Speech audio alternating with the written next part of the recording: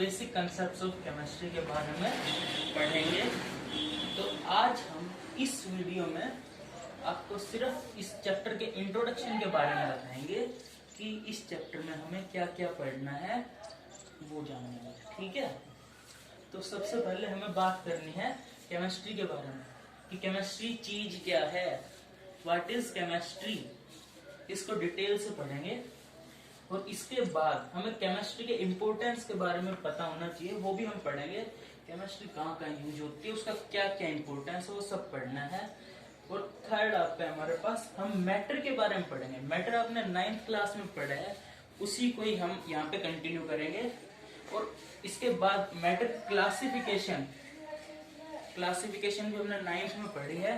तो मैटर आपने पढ़ा था, anything which occupies space and have mass is called matter, ठीक है। अब मैटर की प्रॉपर्टीज भी हमने पढ़ी थी 9th क्लास में, जो 4 पढ़ी थी हमने। यहाँ पे हम थोड़ी सी और एक्सपेंड करेंगे उनको, ठीक है। और इसके बाद मैटर को साइड में रखते हुए हम बात आती है मेजरमेंट्स के बारे में पढ़ेंगे। और मेजरमेंट्स में भी मेजरमेंट की अनसर्टेनिटी होती है, उनके बारे में भी जानेंगे।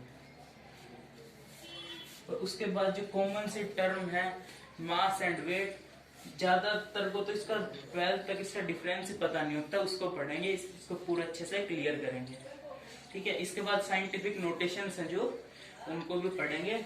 और सिग्निफिकेंट फिगर्स और उसके सब टॉपिक्स प्रिसीजन एंड एक्यूरेसी के बारे में भी पढ़ेंगे। अब next laws of chemical combinations के बारे में पढ़ना है। और इसके अंदर भी हमें 6 चीजें पढ़नी है। कितनी चीजें? 6 चीजें। क्या है वो? Law of conservation of mass, 9 से सबका फेवरेट होता है ये, A+B=C+D, ठीक है। और लॉ ऑफ डेफिनेट प्रोपोर्शन पढ़ना है। और इसके बाद law of multiple proportion, Gay Lussac's law of gaseous volume ये पढ़ना है। उसके बाद एवोगाड्रो लॉ पढ़ना है। और लास्ट में इसके अंदर हमें सबसे प्यारी सबकी 9th क्लास से डाल्टन्स एटॉमिक थ्योरी पढ़नी है, वो बिल्कुल एज इट इज 11th में भी है। तो नेक्स्ट इसमें पढ़ना है हमें एटॉमिक एंड मॉलिक्यूलर मासेस। और इनमें भी हमें ब्रीफली क्या पढ़ना है, एटॉमिक मास के बारे में पढ़ना है। एटॉमिक मास क्या चीज है, जैसे सबने सुना होगा सोडियम बहुत फेमस, एटॉमिक मास 23, तो उसके बारे में हमें डिटेल से पढ़ना है एटॉमिक मास है क्या। और इसके साथ साथ हमें नोटेशन भी देखनी है, एलिमेंट की नोटेशन कैसे लिखते हैं उसको, ठीक है। एवरेज एटॉमिक मास के बारे में जानना है, जैसे जो आइसोटोप्स और आइसोबार्स होते हैं उनके अंदर इसके बारे में बात करते हैं।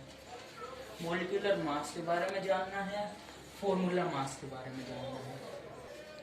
अब हमें मोल कंसेप्ट के बारे में पढ़ना है और इसके मोलर मास के बारे में भी डिस्कस करना है। मोल कंसेप्ट वैसे तो 9th में पढ़ा है, चीज वही है, लेकिन एक्सप्लोर हो गए यहाँ पे आके ये। इसमें कैलकुलेशंस बढ़ी है थोड़ी सी, लेकिन घबराने की जरूरत नहीं है, सब बिल्कुल इजी है। कॉन्सेप्ट, अगर हमें कॉन्सेप्ट क्लियर हो गया तो हमें न्यूमेरिकल में कोई प्रॉब्लम आनी ही नहीं है। इसमें हम इसके नंबर ऑफ न्यूमेरिकल्स करेंगे ताकि टॉपिक हमें अच्छे से क्लियर हो जाए। इसके बाद हमें परसेंटेज कंपोजिशन निकालनी है। कोई भी एलिमेंट है, मॉलिक्यूल है, उसके अंदर एक एलिमेंट की कंपोजिशन कितनी है, वो परसेंटेज कंपोजिशन है, इसके बारे में भी डिस्कस करेंगे। और इंपेरिकल फॉर्मूला है, जैसे जो मॉलिक्यूलर फॉर्मूला होता है उसको सिंपलेस्ट होल नंबर रेशियो में हम लिखते हैं, जो स्मॉलेस्ट होल नंबर रेशियो में लिखते हैं, उसको इंपेरिकल फॉर्मूला बोलते हैं। इसके बारे में भी डिस्कस करेंगे। काफी सारे न्यूमेरिकल बनते हैं इस चीज के ऊपर।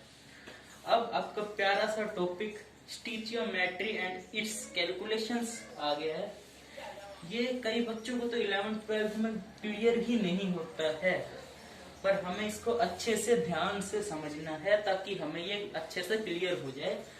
इसके न्यूमेरिकल करेंगे हम अच्छे से और अच्छे से इसको क्लियर करेंगे। फिर लिमिटिंग रिएजेंट, जैसे कोई भी रिएक्शन है उसमें जैसे 2 एलिमेंट मान लो कोई भी रिएक्शन कर रहे हैं, तो एक उनमें से जल्दी खत्म हो जाता है, जल्दी यूज अप हो जाता है। तो जो जल्दी यूज अप हो जाता है उसको लिमिटिंग रिएजेंट बोलते हैं। अब हम सॉल्यूशंस के अंदर रिएक्शन की बात करते हैं। जो सॉल्यूशन है उनमें रिएक्शन के बारे में पढ़ेंगे। तो मास, इसमें सबसे पहले मास परसेंट या वेट परसेंट के बारे में जानेंगे। ये निकालते कैसे हैं, इसका जो फॉर्मूला है वो है mass of solute by mass of solution into 100। ठीक है, जो ले रहे हो वो सोल्यूट और जो बना है वो सॉल्यूशन। ठीक है, अब इसके बाद बात आती है मोल फ्रैक्शन की। अब हम बात करते हैं मोल फ्रैक्शन के बारे में। मोल फ्रैक्शन क्या है, मान लो एक ए सब्सटेंस है और एक बी सब्सटेंस है, इन दोनों को हमने मिक्सअप कर दिया तो ए भी बना ना। अब इसके अंदर ए की मोल फ्रैक्शन निकाल लेंगे तो number of moles of A, ठीक है, by total number of moles. तो टोटल नंबर ऑफ मोल्स क्या है, number of moles in A plus number of moles in B. और अगर यही चीज हमें मोल फ्रैक्शन बी के निकालने के लिए कहा जाए तो वो कैसे होगा, number of moles of B by total number of moles. ठीक है, that is number of moles in A and number of moles in B. अब हम बात करते हैं मोलैरिटी के बारे में। तो मोलैरिटी को डिनोट करते हैं कैपिटल एम से, और ये होती क्या है, क्या होती है, number of moles of solute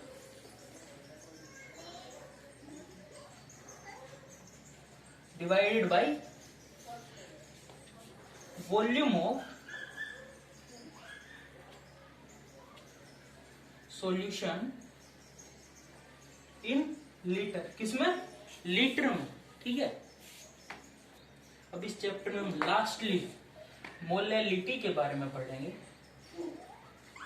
molality को हम डिनोट करते हैं स्मॉल एम से। ठीक है, होती क्या है, इसके फॉर्मूले के बारे में डिस्कस करें तो number of moles of solute by mass of solvent in kilogram. ठीक है, ये आज का हमारा लास्ट इंट्रोडक्शन का लास्ट टॉपिक था इस चैप्टर का। हमें इस चैप्टर में इतने ही टॉपिक्स के बारे में जानना है। अब हम डेली टॉपिक वाइज इस चैप्टर के बारे में डिस्कस करते जाते हैं। Thank you.